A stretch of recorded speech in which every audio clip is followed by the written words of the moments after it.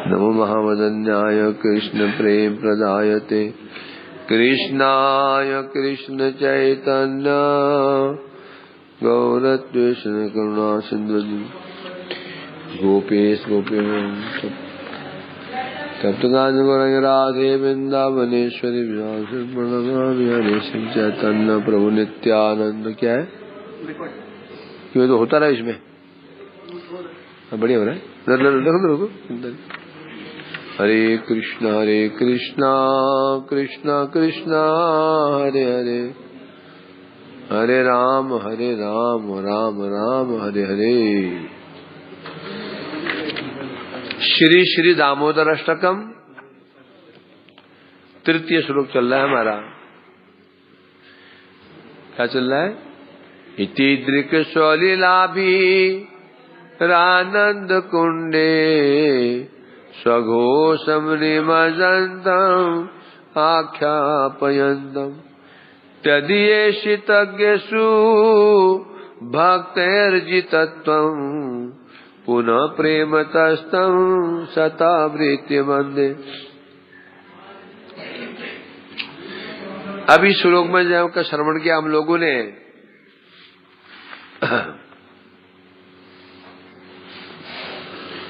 कृष्ण जो ऐसी लीलाएं करते हैं, क्यों करते हैं, उद्देश्य क्या है? जो ऐसी बाल लीलाएं कर रहे हैं, सामान्य मनुष्य बालक की भांति लीला कर रहे हैं, क्यों करते हैं? क्या बताया था? दो कारण। पहला कारण क्या था? चैतन्य चरण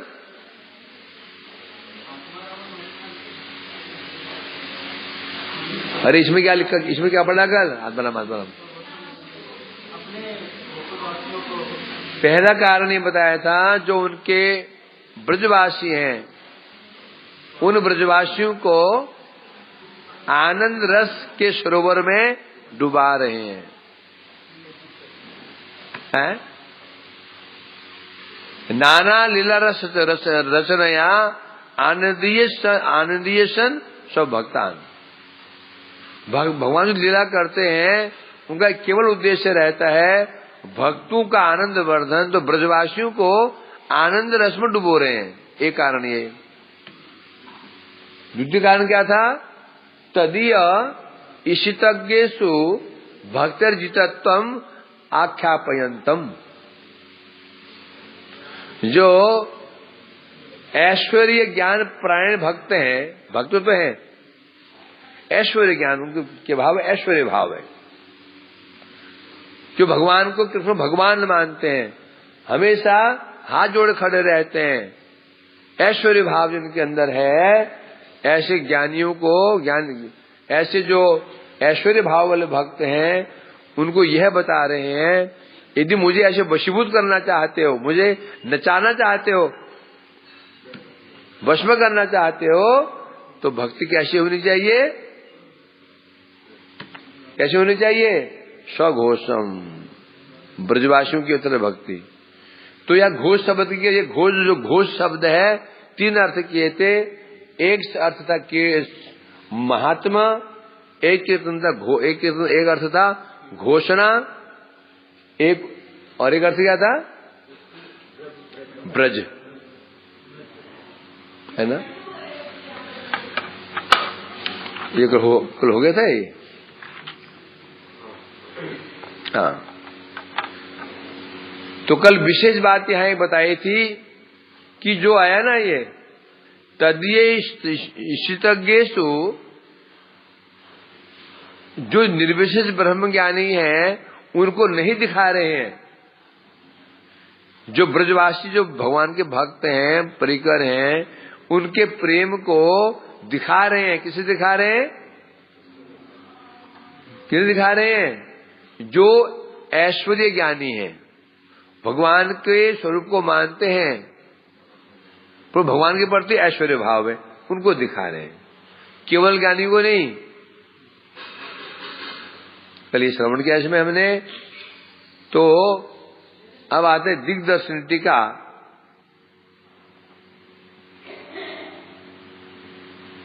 हाँ, तो बता रहे हैं कैसी कैसी लीलाएं कृष्ण करते हैं।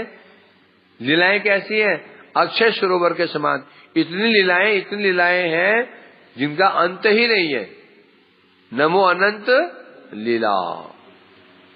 कल बताया था कैसे कैसे कृष्ण लीला कर रहे हैं और ब्रजवासियों का आनंद डुबो रहे हैं। अब यहां बता रहे हैं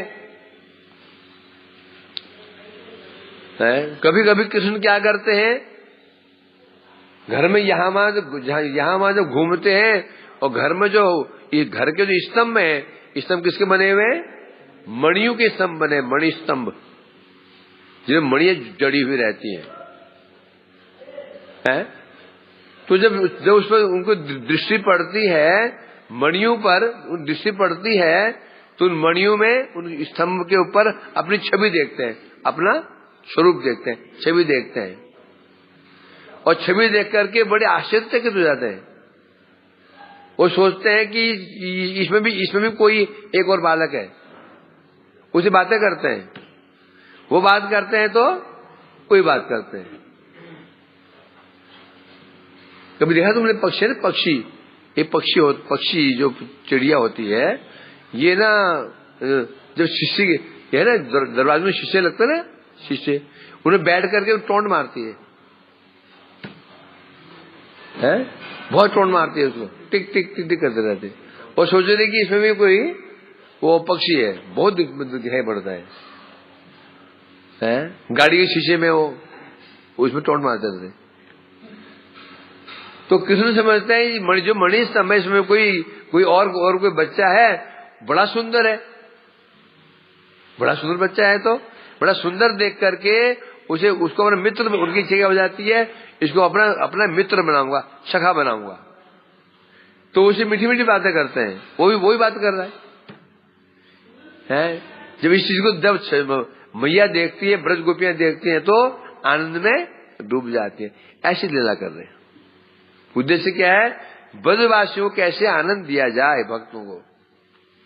एक दिन मैया ने कहा, कन्हैया जाओ जाकर के बछड़े को ले आओ, आज हम बछड़े की पूजा करेंगे। गोष्टमी होगी।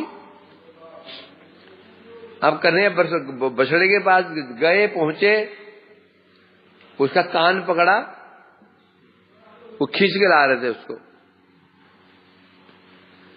बछड़ा था, वो आना ही नहीं चाहता था। बछड़ा क्या करे, अपने दोनों टांगों को आगे अड़ा करके क्या करता, दोनों टांगों को सामने दबा देता है, अड़का देता है। उसको खींचना मुश्किल पड़ जाता है बछड़े को। तो खींच के ला रहे थे, बड़ा परिश्रम करके, ठेल करके। आगे कृष्ण खींच रहे हैं, पीछे बलदेव जी धक्का मार रहे हैं उसको। करते अब अंदर ले जा रहे हैं। बरामदे से जैसे अंदर पहुंचे, जब वहां पहुंचे तो क्या देखा कि उस जो बरामदे का जो दूसरा कमरा है, उस कमरे के अंदर ऊपर छत में छीके में मक्खन लटका हुआ है। और मक्खन देख करके मतलब मुंह पानी आ गया दोनों के ही। कृष्ण ने कहा दाऊ भैया देखो मक्खन है ऊपर, तो खा लेते हैं इसको। अब हाथ कैसे पहुंचे ना ऊपर, ओखली हुआ है नहीं। तो विचार किया है अब क्या करना चाहिए। अब क्या हुआ कि बछड़े को खड़ा कर दिया गया और फिर बछड़े के ऊपर चढ़ गए। जब चढ़ करके मटकी पकड़ ली और मटकी पकड़ी, बछड़ा आगे निकल गया। अब कृष्ण बीच में लटक गए। मटकी पकड़ी हुई है और लटक गए। अब डर के मारे रो रहे, मैया मैया मैया मैया मैया करके। भैया बंद क्या हुआ कि गिर पड़ तो नहीं गया। बाहर देखा तो लटका हुआ उसके ऊपर। मुझे क्या कर रहा है, ऊपर कैसे पहुंच गया।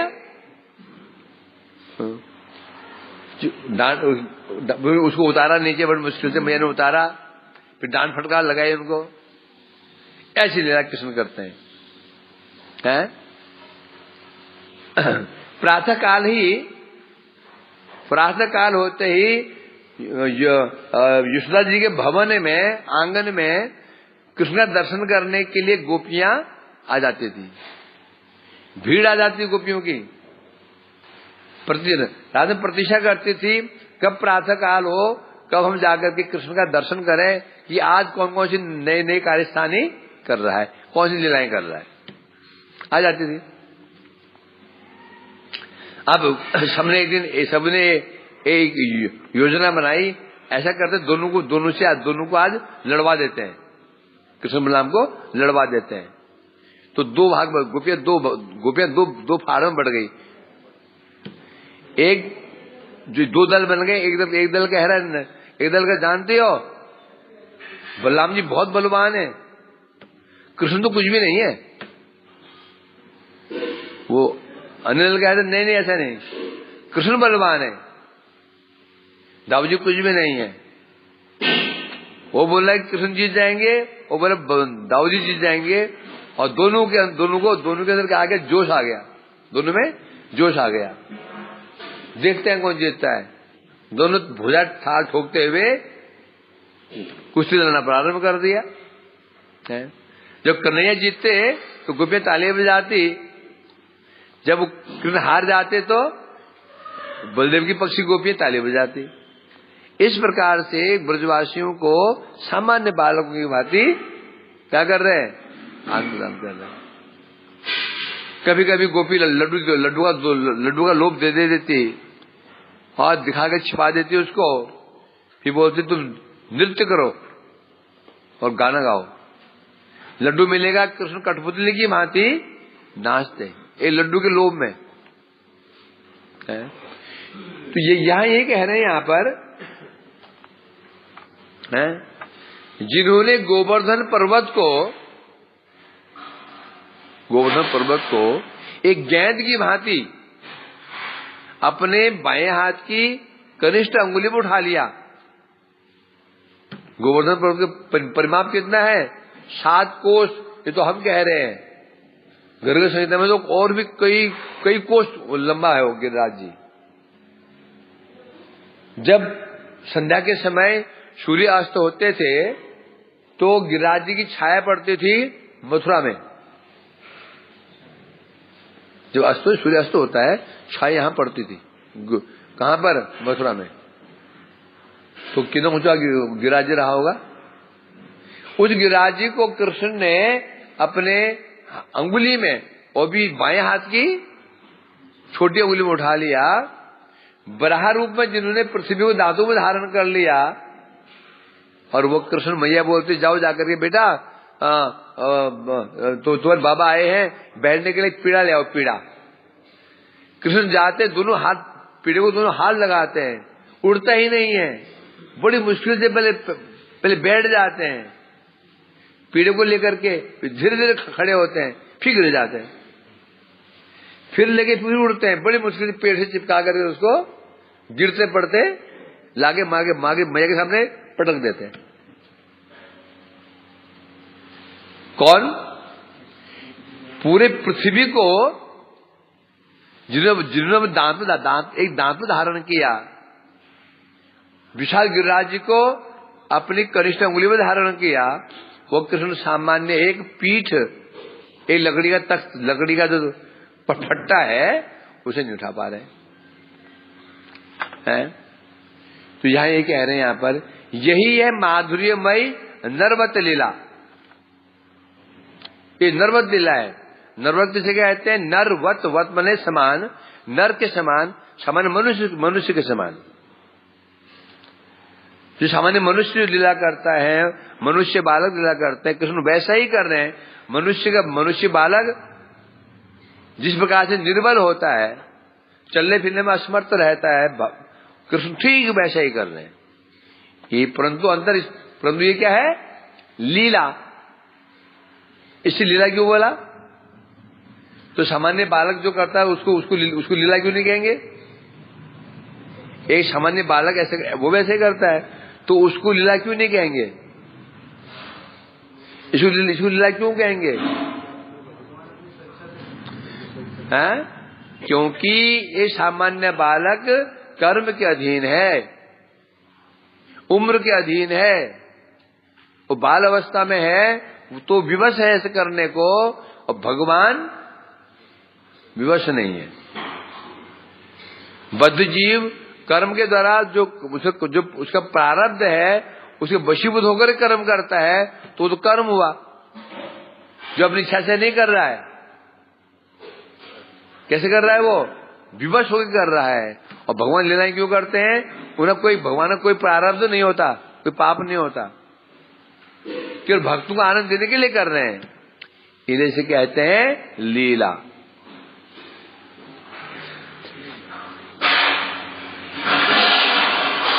इति दिक् शोलीला भी आनंद कुंडे सोगोधि निमान्यम जनतम।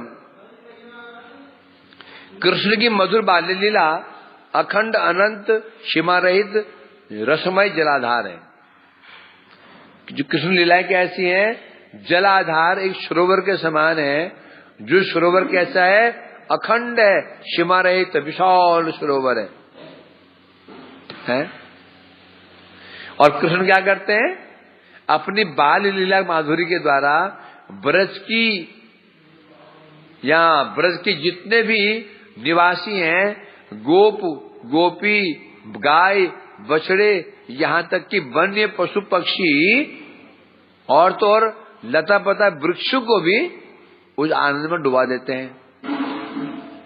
इसलिए कह रहे हैं यहां पर, अब प्रश्न उठता है तो कृष्ण ऐसी लीला क्यों कर रहे हैं?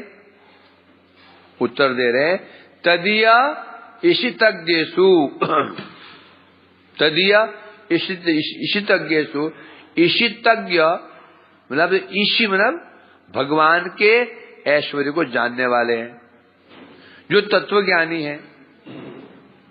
वे कृष्ण को सभी अवतारों के मूल अवतारी, भगवत्ता की सार सीमा, षडैश्वर्य पूर्ण, अघटन गण शक्ति युक्त देखते हैं। जो तत्वज्ञ व्यक्ति होते हैं, भगवत तत्वज्ञ, वो क्या देखते हैं? भगवान कौन है? समस्त अवतारों के मूल अवतारी हैं, भगवत्ता की चरम सीमा है, षडैश्वर्य परिपूर्ण है, घटन अघटन शक्ति से युक्त शक्तिमान, ये देखते हैं। भगवान कृष्ण को ये देखते हैं। जैसे नारद, चतुर्सेन आदि ये तत्वज्ञ भक्त हैं। नारद जी भी तत्वज्ञ हैं, चतुर्सेन तत्वज्ञ हैं। ये जानते हैं कृष्ण कौन है? भगवान है, सर्वशक्तिमान है, अचिंत्य शक्तिमान है भगवान, जानते हैं इसको है? तो इनको अपना ऐश्वर्य दिखा रहे हैं। क्या दिखा रहे हैं? कि मैं महाशक्तिमान होते हुए भी इन ब्रजवासियों के वशीभूत हूं। दोनों चीज दिखा रहे ना। जैसे कि जैसे उन्होंने वो बाल लीला किया, दामोदर लीला हुई, उसमें ऐश्वर्य नहीं क्या? मैया बांधना चाह रही है, रस्सियां घर की सारी रस्सियां जुड़ गई, हजारों रस्सियां जुड़ चुकी हैं, रस्सी मीलों लंबी हो चुकी है, और कमर उतनी छोटी सी कमर है, वो रस्सी कमर नहीं बंध रही है, रस्सी से ऐश्वर्य नहीं है? ऐश्वर्य है कि नहीं? महान ऐश्वर्य। तो कृष्ण क्या दिखाना चाहते हैं? क्या? देखो हे तत्वज्ञ भक्तों, तत्वज्ञ वैष्णवो, नारद जी, चतुर्सेन, देख लो मैं सर्वशक्तिमान हूं। होने पर भी अपने ऐसे जो मेरे प्रेमी भक्त होते हैं उनके मैं वशीभूत हूं। उनके सामने मेरी शक्ति काम नहीं करती है। देखो इनके सामने मैं भाई बाल के माथे खेल रहा हूं, अर्थात होता यही ना। तत्वों की वैष्णव क्या समझते? ब्रजवासियों को तुच्छ। जो तत्वों की वैष्णव होते हैं वो भक्त को क्या मानेंगे? शुद्ध भक्त को क्या मानेंगे? ये तो ऐसा ही है, मानेंगे ना। कहीं तो जो अवज्ञा कर देते हैं तत्वज्ञ वैष्णव, क्योंकि ब्रजवासी हैं, तत्व ज्ञान है नहीं, शास्त्र पढ़े नहीं हैं, खेती में काम करते हैं, कृषि करते हैं और गोपालन करते हैं, गाय का गाय चराते हैं, दूध निकालते हैं, और क्या करते हैं? दूध बेचते हैं, अपना काम चला रहे हैं। तो जो तत्व के वैष्णव को ये ना समझे ब्रजवासी तो ऐसे ही है बस, तो दिखा रहे हैं ऐसा नहीं है। मैं यदि वशीभूत हूं तो ब्रजवासी के वशीभूत हूं, सिद्ध हो गया। भगवान किसके वशीभूत होते हैं? प्रेमेक लभ्य। भगवान को तत्व ज्ञान से प्राप्त नहीं किया जा सकता। उन्हें प्राप्त कैसे कर सकते हैं? केवल प्रेम के द्वारा। कौन सा प्रेम? कौन सा प्रेम? सद बंधुवत प्रेम। सदबंधुवत। सदबंधु, सदबंधु किसे कहते हैं? जगत में जैसे कोई हमारा कोई पुत्र है, कोई भाई है, और कोई जितने भी हैं इसे कहते हैं मित्र है, सदबंधु। लौकिक कौन सदबंधु? लौकिक सदबंधुवत प्रेम। लौकिक कहने से इस संसार में जैसे हमारा प्रेम एक दोस्त के प्रति हो जाता है, प्रेम अपने पुत्र के प्रति होता है, प्रेम अपने भाई के प्रति होता है, इसमें ऐश्वर्य नहीं होता। हमारा जो मित्र फ्रेंड दोस्त होता है उसे ऐश्वर्य नहीं होता कभी। उसे लड़ते भी हैं, झगड़ते भी हैं, है? पिता पुत्र, यहां भी ऐश्वर्य नहीं होता है ना। पिता पुत्र को डांटता भी है, फटकारता भी है, प्रेम भी करता है, कान भी पकड़ लेता है। लौकिक सदबंधुवत प्रेम। भगवान कहते हैं मुझे यदि वशीभूत करना चाहते हो तो मुझे अपना क्या मानना पड़ेगा? बंधु मानो। बंधु भगवान नहीं। मोर पुत्र, मोर सखा, मोर प्राणपति, बस तीन ही भाव हैं। क्या? सखा, मित्र और पुत्र, तीन भाव। तो ये दिखा रहे हैं कृष्ण किनको? तत्वज्ञ वैष्णव को दिखा रहे हैं। तुम लोग बहुत तत्वज्ञ हो, वेद शास्त्र पढ़े हुए हैं, तुमने पुराण पढ़े हुए हैं, स्मृतियां पढ़ी हुई हैं, पूरा ज्ञान तुमको है, और मेरे ब्रजवासियों ने कुछ नहीं पढ़ा। ये वर्णन है भाई, वो गोप लोग हैं, वो पढ़ाई करेंगे? हैं? द्वारकाधीश तो पढ़ने के लिए गए। कहां पढ़ने के लिए गए? शांतिपनी मुनि को पढ़ने के लिए गए। कहीं वर्णन महाप्रभु पढ़ने के लिए गए ना। कहीं वर्णन कृष्ण जो कृष्ण ब्रज में कृष्ण है वो पढ़ने के लिए गए थे। भागवत में वर्णन है कृष्ण पढ़ने के लिए जाते थे कि पढ़ाई करने के लिए? यही वर्णन नहीं है। जबकि ब्रज में कब तक रहते वो? 10 साल 8 महीना 11 साल तक। तो स्कूल क्यों नहीं गए? प्रश्न उठता नहीं उठता है? नहीं उठता है। तो इसलिए कह रहे हैं यहां पर ब्रजवासी जो होते हैं उनमें ज्ञान, उनमें क्या होता है? उनमें प्रेम होता है। तत्वज्ञ नहीं है, प्रेम होता है, प्रेम। और भगवान प्रेम के ही वशीभूत होते हैं। ये दिखा रहे हैं तत्व के वैष्णवों को कि तुम ब्रजवासियों को ऐसा वैसा मत समझ लेना कहीं, है?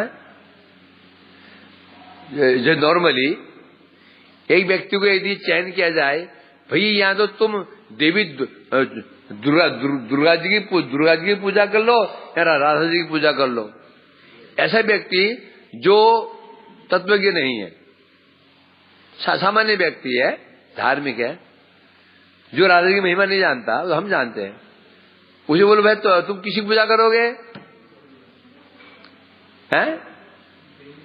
वो समस्या है उसके पास में, धन का अभाव है, विपत्तियां पड़ रही हैं, बड़े कष्ट पड़ रहे हैं उसके ऊपर, बच्चा बीमार है, उसका बच्चा बीमार है, घर में विपत्तियां आ रही हैं, तो प्रभु जी मैं किसी पूजा करूं? 2 देवियां हैं, एक देवी राधा जी है, एक दुर्गा जी है।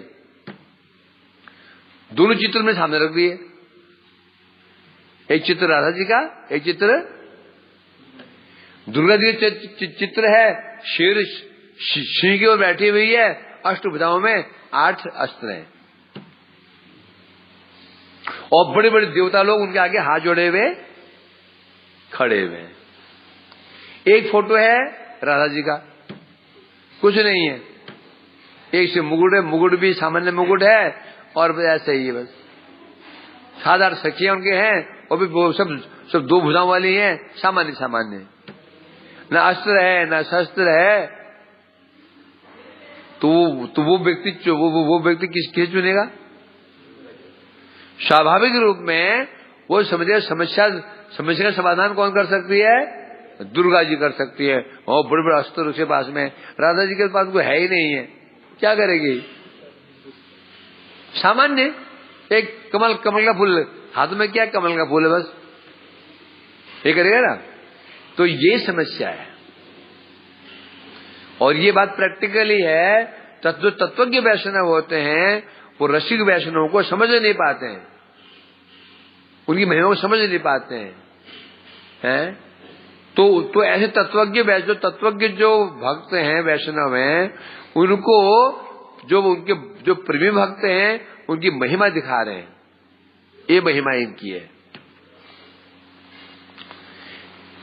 और कौन कौन सी लीलाएं कर रहे हैं? इति दिक स्वलीला भी एक लीला और दे रहे हैं।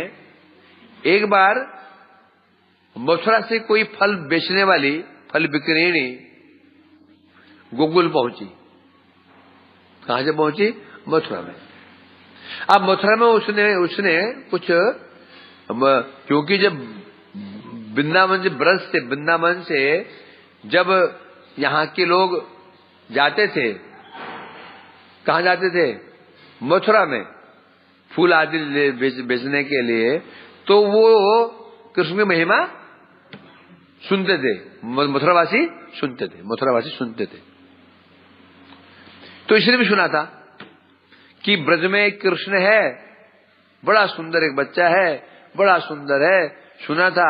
सुन के ही उसको प्रेम हो गया, मन में श्रद्धा जग गई, इच्छा जग गई कि मैं उसे दर्शन करूंगी। एक दिन वो गोकुल में आई और फल की टोकरी थी और फल बेच रहे थे, फल ले लो है। तो पहुंची और मन में उद्देश्य क्या है? आज में कृष्ण का दर्शन करना है, बड़ी उत्कंठित है। और कई बार आई, दर्शन नहीं हुआ। एक बार ठान लिया कि आज मुझे दर्शन करना ही करना है, कुछ भी हो जाए, मुझे दर्शन करना है। नंद भवन का पता पूछा, कृष्ण कहाँ रहते हैं जी? नंद भवन का पता पूछ लिया। उसके बाहर खड़ी हो गई, दूर आवाज लगा रही है, फल ले लो है। आविष्ट हो गई, फल ले लो करते करते मुझे क्या निकल रहा है? माधव ले लो, कृष्ण ले लो, गोविंद ले लो। अब ये आवाज पहुंची, ये आवाज कहां पहुंची? कृष्ण के कानों पहुंची, जो अपने भवन के अंदर विराजमान थे। आवाज को सुनते कृष्ण का हृदय व्याकुल हो गया। क्या व्याकुल हुआ? कि क्यों व्याकुल हुआ? व्याकुल क्यों हुआ?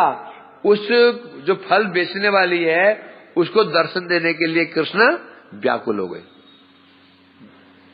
भक्ति व्याकुल तो होता है, भगवान ही व्याकुल रहते हैं। व्याकुलता दोनों ओर से होनी चाहिए। भक्ति व्याकुल हो तो भगवान ही व्याकुल हो। भगवान व्याकुल है, भक्ति व्याकुल नहीं होगा, दोनों ओर से होगा ये। तो बार बार ऐसे कह रही हैं। तो कृष्ण मैया का कई काम धाम में लगी हुई थी। घर से बाहर निकल आए, द्वार से बाहर निकल आए, देखा कि आंगन में ही एक फल बेचने वाली बैठी हुई टोकरी लेकर के। और एक तक दृष्टि कहां पर है? नंद भवन के द्वार की ओर है। कृष्ण बाहर निकले, उसके पास पहुंच गए। कृष्ण का दर्शन पाकर ही वो फल बेचने वाली हतप्रभ हो गई, निशब्द हो गई, मुझसे ये शब्द नहीं निकला, अवाक रह गई। उनका दर्शन पा करके ही ठगी की ठगी रह गई, देखी सुदूत हो गई, बैठी हुई ऐसे ही। कृष्ण उसके पास गए और वो तो बोल ही नहीं रही है, चुपचाप वो दिखे जा रही है। कृष्ण ने हिलाया उसको, हिलाया तो होश आया उसको, है? तो कृष्ण ने हाथ आगे बढ़ा दिए, मुझे फल दो। वो कृष्ण की ऐसी माधुरी को देख करके, उनके वचन को सुन करके वो जो फल बेचने वाली इतने मंत्र मुग्ध हो गई। कृष्ण ने दोबारा कहा, अरे फल दो मेरे को। फिर भाव भंगिमा टूटी उसकी, देखते रहेगी। तब बोली, देखो फल चाहिए, हाँ, परंतु फल लेने के लिए कुछ देना पड़ता है, कुछ धन देना पड़ता है, पैसे देने पड़ते हैं, यहाँ कुछ अनाज देना पड़ता है। ब्रज में क्या करते हैं, अनाज देते हैं, अनाज। कुछ है तेरे पास, कुछ देने के लिए है तेरे पास? बोला, अब किसी बोला अभी लेके आता हूं। अंदर गए, गांव में क्या होता है ना, जब लोग गेहूं आदि जब मतलब कूट काट लेते हैं, घर में ढेर लगा देते हैं, बड़े ढेर रहते हैं। कृष्ण के ढेर में से उन्होंने एक आंच, दोनों हाथ जोड़े, दोनों हाथ एक मतलब कि ये क्या अंजलि में गेहूं लिए और आ रहे हैं भागते भागते। अब हाथ कैसे हैं, छोटे छोटे हाथ हैं। कभी कहते हैं ना कि बच्चे प्रसाद देते तो बच्चा हाथ कैसे फैलाता है, ऐसा नहीं फैलाता, वो हाथ ऐसे फैलाता है बच्चा। इतने से हथेली है, उसमें आए, उस हथेली में गेहूं कितने आएंगे, इतने से आए थे 20-25 दाने, और जो चल के आ रहे थे वो भी सब गिर गए। आते आते हाथ में 2-3 दाने बच गए, बस लाके उसकी झोली में डाल दिया। अब फल दो, है? उसे वो देख रही है, 2 दिन गेहूं दाने गिरे हुए, मंत्र मुग्ध हो गई, और लो फल दिए जा रही है। जिन हाथों में केवल 2-3 दाने गेहूं के आए थे, उन हाथों में वो फल दिए जा रही है। पूरी टोकरी खाली हो गई। जिन हाथों में 20-25 दाने गेहूं के आए, उससे अधिक आए ही नहीं, उन हाथों में वो फल डाले जा रही है, पूरी टोकरी खाली हो गई उन हाथों में, है? उसके पश्चात है नहीं, पहले हुआ जब उसने कहा, देखो तुम्हें फल चाहिए ना, ये 2-3 गेहूं से फल नहीं मिलते हैं। गेहूं कितने आए, 2-3 तो आए हैं, फल नहीं मिलते। ढेर सारा अनाज, ढेर सारा होना चाहिए। अब कृष्ण बड़े सोच पड़ गए, क्या करूं फिर मैं? तो उसने कहा, एक उपाय है, एक उपाय और है। क्या उपाय है? वो उपाय यह है, तुम्हें गेहूं देने की जरूरत नहीं पड़ेगी, और फल मिल जाएंगे। वो क्या उपाय है? तुम मुझे एक बार मैं गोदी में बैठ करके मुझे मैया कह दो, बस गोदी में बैठ के मैया कह दो, बस सब फल मैं तेरे दे दूंगी। अब कृष्ण ने देखा, कहां देखा? टोकरी और देखा। टोकरी में लाल पके फल, पीलू फल, अमरूद, पके हुए फल रखे हुए। वो पानी आ गया मुख में, क्या करेंगे आगे सोचा, बैठूं ना बैठूं, क्योंकि ये तो फिर ये है कौन है? ये शूद्र है बाह्य रूप में। यदि बैठ गया तो फिर बाद में सब मेरा मजाक उड़ाएंगे कि मैया डांटेगी, उसी गोदी में बैठा क्यों तो है? सोचने लगे जो दिखा जाएगा। आसपास देखा कोई है नहीं, कोई नहीं था आसपास। झट कर गोदी में बैठते ही मैया बोला और खड़े हो गए, फल दो। भाई इतना ही बहुत था। ये होते वो जो बेचारी वो जो फल बेचने वाली थी, मंत्र मुग्ध हो गई, फल दे दिए, पूरा फल समाप्त, टोकरी खाली हो गई छोटे हाथों में। और कृष्ण वहां से ठुमुक करते वापस घर के अंदर आए और सारे फल मैया के सामने पटक दिए। मैंने बोला, कहां से फल लेके आया? नहीं, कोई आई थी बाहर बेचने वाली, वो दे दिया। ऐसे दे दिया क्या? अब चुप। तो किसी गोपी ने कहा, ऐसे नहीं दे दिया, कि गोपी ने उनको देख लिया था, ऐसे नहीं दिया। ये मैया जानती हो, ये उसी गोदी में बैठ करके इसने उस गो बेचने वाले को मैया कहा था। और कृष्ण तो घबरा गए, चोरी पकड़ी गई, अब अपने मैया क्या करेगी। मैया बहुत खुश हुई। मैया है वो, मैया किसकी है? कृष्ण की मैया है। बड़ी खुश हुई, बड़ी आनंदित हुई। फिर गोदी में लिया, उनका मस्तक चुम्बन किया, सिर पर हाथ घुमाया। फिर और भी जो वहां आसपास लोग थे सबको फल बांटे, और फल बांटे जा रही है, फल खत्म ही नहीं हो रहे। अब इधर वो जो फल बेचने वाली थी बहुत देर तक बैठी रही ऐसी, बहुत शाम हो गई, बैठी हुई है, बस होश ही नहीं है उसको। तो शाम हो गई तो किसी ने कहा क्या कर रही है? वो तो उसका भाव भंग हुआ, खड़ी हुई और टोकरी लेकर चल पड़ी।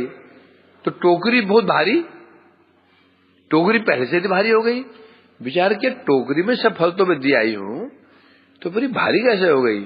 तो जब टोकरी नीचे उतारी, उसमें क्या भरे हुए थे? हीरे, मोती, जवाहर, मुक्ता, माणिक्य, टोकरी लबालब भरी हुई थी।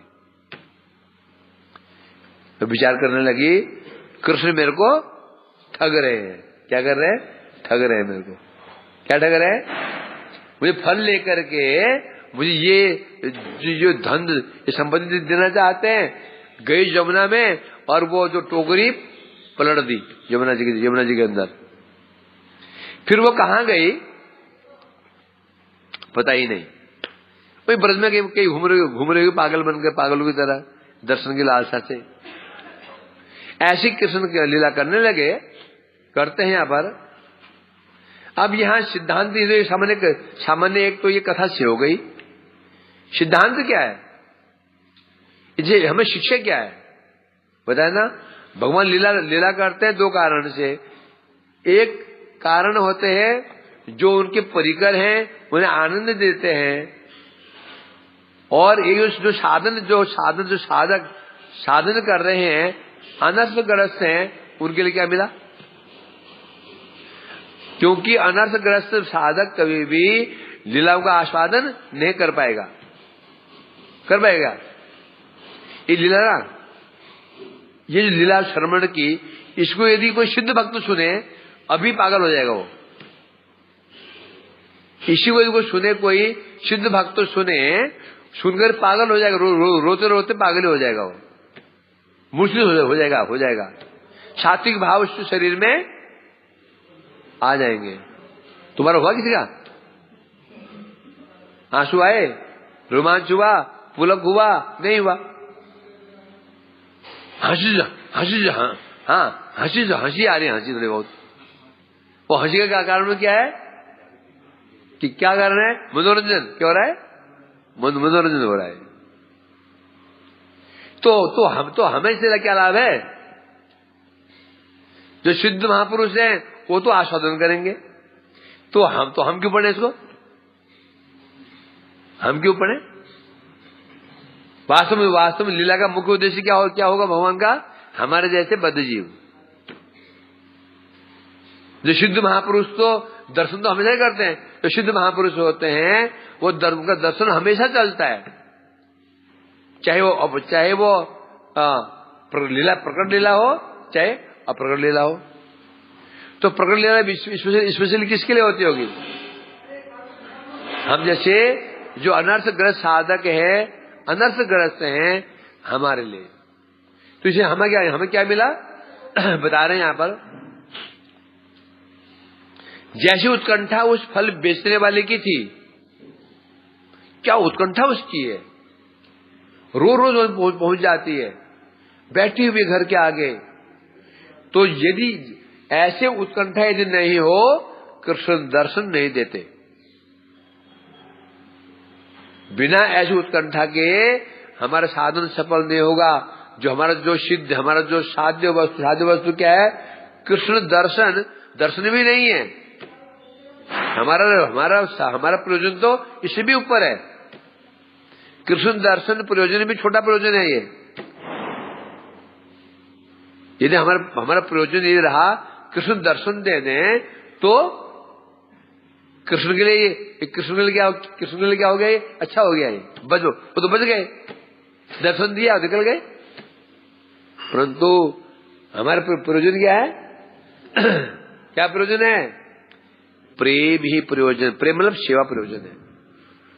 तो कह रहे हैं जब तक ऐसी उत्कंठा नहीं होगी, दर्शन कहां से प्राप्त होगा? सेवा तो बहुत दूर की बात है, सेवा तो बहुत दूर की बात है, दर्शन ही नहीं होगा। विचार करेंगे, हमसे अधिक सौभाग्यवान तो असुर है, जिन्हें दर्शन तो हो रहे हैं कम से कम, है कि नहीं है? वो अलग बात है, उनके अंदर क्या भाव है? प्रतिकूल भाव है। तो यहां बता रहे हैं दो चीजें होनी चाहिए। एक जो फल बेचने वाली थी उसकी उत्कंठा और तन्मयता,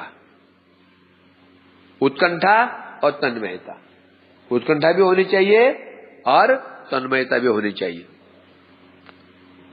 उत्कंठा मतलब दर्शन कैसे हो, दर्शन कैसे हो, दर्शन कैसे हो, सेवा कैसे प्राप्त हो, कैसे प्राप्त हो। जब उत्कंठा बढ़ जाती है ना तो तन्मयता अपने आप आ जाती है। फॉर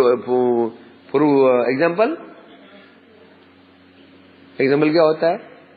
यदि हमारी इच्छा है, मुझे कोई चीज चाहिए, बहुत अधिक उत्कंठा बढ़ जाती है, तो क्या होता है? हमेशा उसी याद आती है, सो जाते हैं वही याद, चलते हैं वही याद। उत्कंठा जब बहुत बढ़ जाती है, उत्कंठा उसका फल क्या है? तन्मयता। अब देखो ना, हमारे मन में कोई इच्छा पैदा, कोई जड़ी इच्छा पैदा हो जाए, कोई मोबाइल ऐसा चाहिए, आदि आदि चाहिए, तो क्या होता है? तो हम उसमें तन्मय हो जाते हैं। मेरी इच्छा, मुझे वो मोबाइल मिल जाए, बस बाजार में जा रहा हूं, एक व्यक्ति मोबाइल से बात कर रहा है, बहुत बड़ी मोबाइल है, हम क्या करेंगे? खड़े होकर के और उस मोबाइल को देखते रहेंगे। आगे दुकानों में मोबाइल के चित्र बने हुए हैं, वो चित्र देखते रहेंगे। इसे कहते हैं तन्मयता। सपने में वही खा रहे हैं, उसकी याद। बस अंतर यही है। अंतर क्या है? हमें तन्मयता किसमें है? जड़ीय वस्तु में, ठीक है ना? विषय प्रीत्य वे आचोयामार, है ना? जैसी प्रीति हमारी इस विषय संसार में है, उत्कंठा भी है, तन्मय है कि नहीं? दोनों चीज संसार में है, हमारी उत्कंठा भी है और तन्मयता भी है। कैसे मिले, कैसे मिले, कैसे मिले, बढ़िया मोबाइल कैसे मिले, मुझे धन कैसे मिल जाए, सम्मान कैसे मिले, कैसे मिले, कैसे मिले, चेष्टा करते हैं और तन्मय हो जाते हैं उसमें। परंतु बस हमें क्या करना है? इसलिए कहते हैं जैसी मेरी इस जगत में प्रीति है, ऐसी भगवान के प्रति हो जाए। भक्त क्या होता है? भक्ति के मन में क्या क्या उत्कंठा रहती है? कैसे भगवान का दर्शन पाऊं, कैसे सेवा पाऊं, कैसे सेवा पाऊं, तो तन्मय हो जाते हैं। तो इसे हमें शिक्षा ये मिलती है, दर्शन सेवा के बिना कोई अभिलाषा नहीं होनी चाहिए। दर्शन क्या होना चाहिए? दर्शन हो जाए, और दर्शन क्या करूंगा? सेवा।